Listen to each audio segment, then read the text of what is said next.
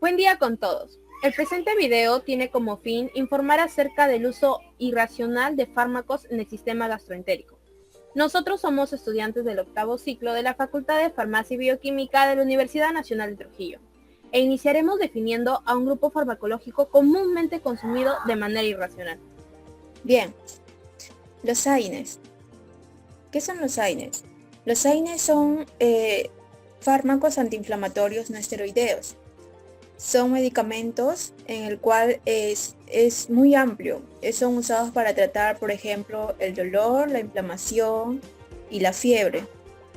Este grupo de fármacos incluye medicamentos como el ácido acetilsalicílico, que es la aspirina, el ibuprofeno, también la indometacina, el diclofenaco, entre otros medicamentos. Los AINES son de gran utilidad porque ayuda a controlar enfermedades como por ejemplo reumáticas, ¿no? Su uso prolongado de este medicamento puede ocasionar diversas lesiones gastrointestinales. Incluso podría poner en riesgo la vida de la persona si lo usan muy continuamente estos tipos de fármacos. Bueno, a continuación hablaremos sobre algunas de las características de estos fármacos, que son los antiinflamatorios no esteroideos. Vale mencionar que son un grupo bastante heterogéneo, pero que a su vez poseen diferencias estructurales dependiendo del tipo de grupo al que pertenecen. Pero también presentan algunas características en común e incluso reacciones adversas. Algunas de esas características en común son, por ejemplo, la acción analgésica, antipirética y antiinflamatoria. Algunos son incluso buenos antiagregantes plaquetarios como la aspirina, encabezando. También vale mencionar que se indican en la terapéutica del dolor de intensidad leve a moderado y se usan para disminuir la fiebre. Por otro lado, ofrecen utilidad en tratamientos como por ejemplo en los trastornos musculoesqueléticos, como en enfermedades como la artritis o la osteoartritis. Por otro lado, ya mencionamos que alivian los dolores, actúan como analgésicos, pero específicamente dolores periodontales, postoperatorios, así también como cólicos biliares, renales o traumatismos. Y por último, que todos estos fármacos tienen en común el mecanismo de acción, que en general inhiben a la COX, que es una enzima que cataliza la transformación del ácido araquidónico, que forma parte de las membranas de las células, y bueno, a su vez esto provoca que a la larga se produzcan prostaglandinas y también tromboxanos. Muy bien. Así como la farmacología, la acción de estos fármacos, como los efectos adversos, está relacionado con su mecanismo de acción. Como ya se mencionó, estos inhiben lo que es la COX, tanto sea la COX-1 como la COX-2. Por ejemplo, vemos que tiene un efecto antiplaquetario. Eso quiere decir que alargan el tiempo de hemorragia. ¿Cómo podría ser esto perjudicial? Por ejemplo, antes de una operación, una persona quizás se automedique y tome por un dolor de cabeza uno de estos medicamentos, de uno de estos AINES, y podría complicarse. Luego tenemos lo que tiene que ver riesgo gastrointestinal. En este caso, la COX-1 es la que inhibe la secreción ácida y además aumenta o promueve la secreción de mucosa estomacal. Entonces, al tomar estos AINES, se rompe este equilibrio, ¿no? Y hay el riesgo de daño gastrointestinal, ¿no? Ya sea gastritis, úlcera, incluso vamos a ver más adelante un grado mayor, ¿no? Unas complicaciones mayores. Pero esto es cuando se consume en exceso, ¿no? Un consumo de una aislado o al tiempo no va a causar esto, ¿no? También tenemos otro que son, por ejemplo, el efecto sobre la función renal, ¿no? Es la capacidad de filtración glomerular disminuye con el consumo de AINES, y esto puede desfavorecer a personas que ya sufren con insuficiencia renal, con complicaciones. Luego, el riesgo cardiovascular está relacionado con la COX-2. Y finalmente también hay efectos adversos de hipersensibilidad, ¿no? Estos son casos más raros, son personas que son alérgicas a estos medicamentos, ¿no? Donde el efecto más peligroso o de mayor riesgo es el shock anafiláctico. Muy bien, acá vemos una imagen donde muestra lo que ya hemos hablado de los sistemas que altera el uso de AINES, ¿no? Por ejemplo, vemos a nivel estomacal lo que altera es la inhibición del COX-1. Entonces los fármacos, en este caso los AINES, que son más sensibles al COX-1, van a ser lo que van a afectar más o van a tener más riesgo gastrointestinal. Luego tenemos la agregación plaquetaria, está relacionada con el COX-1 también, lo que tiene que ver la función renal con el COX-1 y 2, y lo que tiene que ver con, en este caso, el riesgo cardiovascular está relacionado con la COX-2, no la 1. Muy bien, y esta tabla que muestra la clasificación de las AINES según su índice de COX-2 y COX-1, podemos ver los medicamentos que son más afines, por ejemplo, en la COX-1. ¿Cuáles son? Por ejemplo, la aspirina, la indometacina y el ibuprofeno, ¿no? Entonces, estos medicamentos son los que van a tener más riesgo gastrointestinal y también lo que tiene agregación plaquetaria, y poco riesgo en lo que tiene que ser efectos cardiovasculares. En cambio, los medicamentos que tienen más riesgo cardiovascular, por ejemplo, tenemos a lo que tiene que ver el diclofenaco, el meloxicam, ¿no? Entonces, estos medicamentos tienen más afinidad por el COX-2. Citaremos dos ejemplos de AINES. Uno de ellos es el diclofenaco sódico, donde la dosis referencia como antiinflamatorio para personas mayores de 12 años es de 100 miligramos vía oral. Su presentación es en cápsula de 100 miligramos.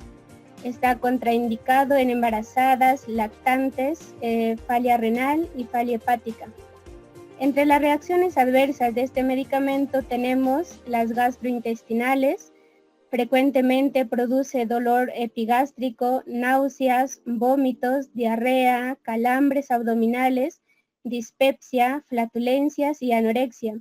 Y otras poco frecuentes como hemorragias gastrointestinales, úlcera gástrica o intestinal con o sin hemorragia o perforación, lesiones esofágicas, trastornos del tracto intestinal como la colitis hemorrágica inespecífica y exacerbación de colitis ulcerativa.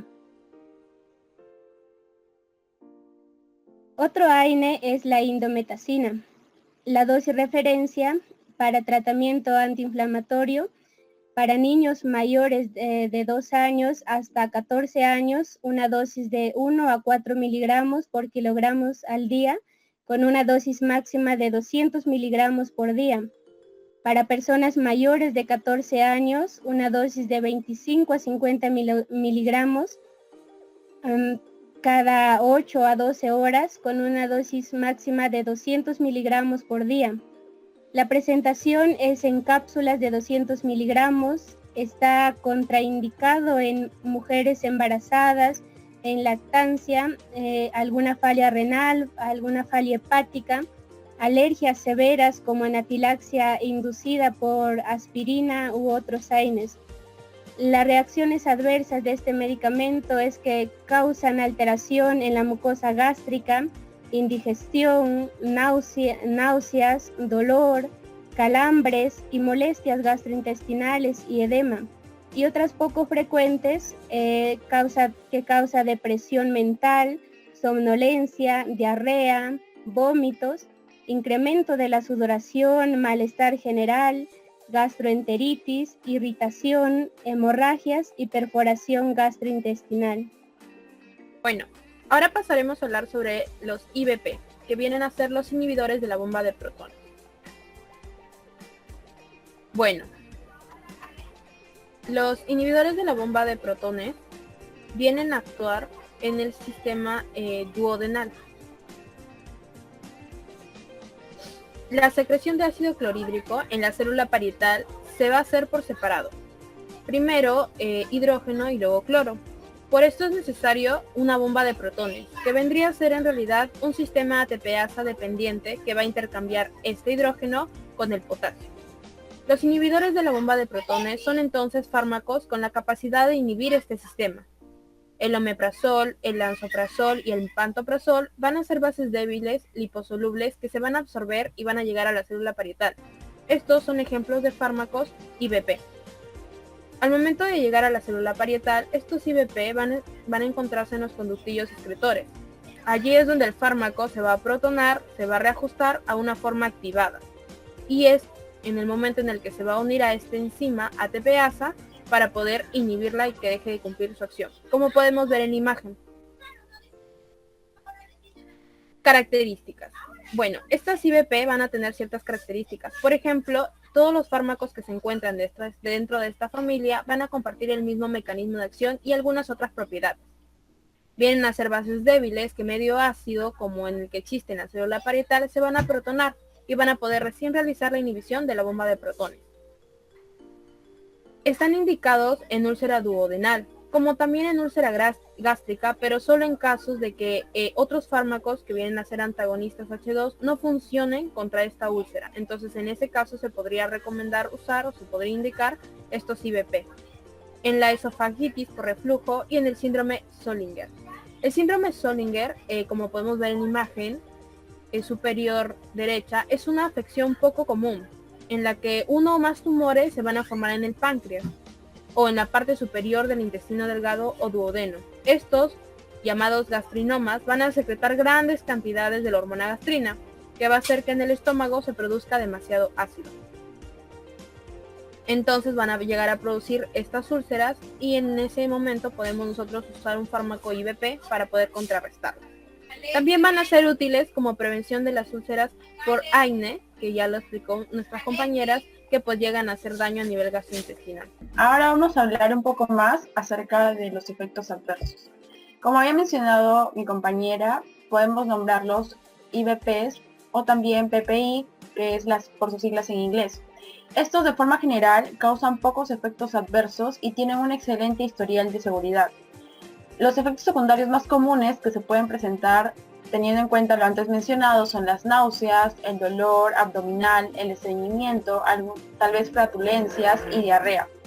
También se ha reportado miopatía subaguda, artralgias, dolores de cabeza, nefritis intestinal y erupciones en la piel.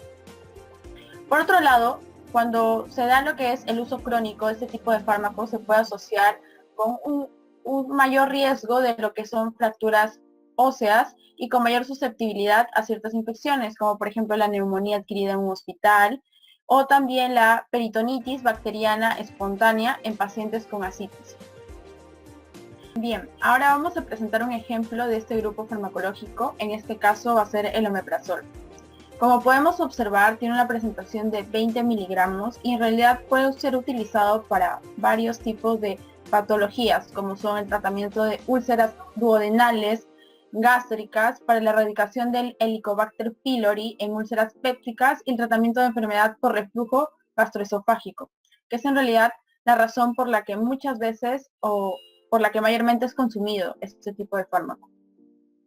Dentro de sus efectos adversos podemos mencionar que está el estreñimiento, los gases, las náuseas, la diarrea, el vómito o el dolor de cabeza.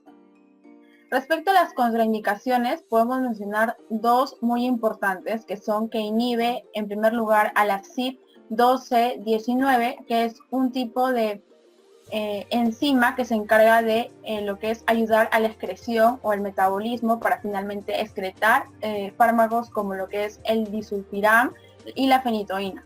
En este caso, al ser inhibido, lo que va a pasar es que va a haber mayor concentración en sangre, por lo que puede llegar a ser tóxico este tipo de fármacos, ¿no?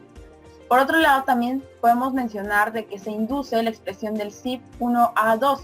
Bueno, esa es otra forma o otro subtipo en el cual, para el caso cuando se induce, es que se va a aumentar el aclaramiento o se va a aumentar la excreción de fármacos como son la imipramina y varios fármacos antipsicóticos, la tacrina y la teofilina, por ejemplo. Ahora vamos a hablar de los fármacos protectores de mucosa.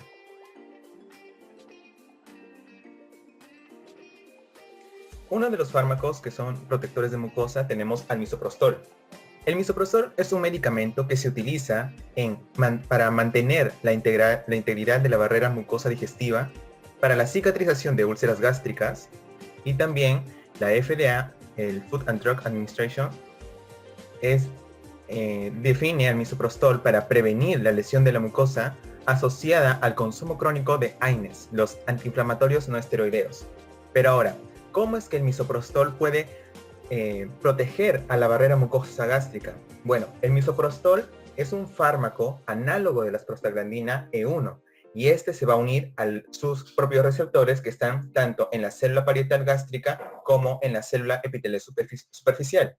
Y estos van a contribuir para la secreción de moco y bicarbonato, y también puede mejorar el flujo sanguíneo de la mucosa, y así poder disminuir tanto la producción de ácido. Dosis y presentación farmacéutica. Bueno, el misoprostol en las farmacias se conoce también como Cytotec, es un nombre comercial. Su dosis, la dosis recomendada sería 200 microgramos por 4 veces al día. Uno de sus efectos adversos tenemos las náuseas y diarrea.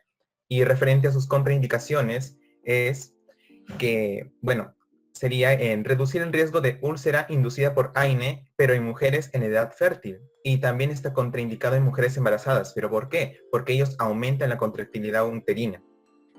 Un dato importante sobre este medicamento es que no puede ser vendido a la población sin su previa receta médica. Muchas gracias. Bueno, como se pudo haber observado, existen fármacos que van a afectar el sistema gastrointestinal, generando, en el caso del AINE, por ejemplo, úlceras. Sin embargo, estos fármacos son consumidos de manera excesiva e irracional, ya que son de venta libre. He allí la razón de controlar su uso. Por otra parte, tenemos a los IVP que nos ayudarán a prevenir úlceras al usar fármacos como los AINES. Sin embargo, su uso irracional puede conllevar a ciertos efectos adversos indeseables.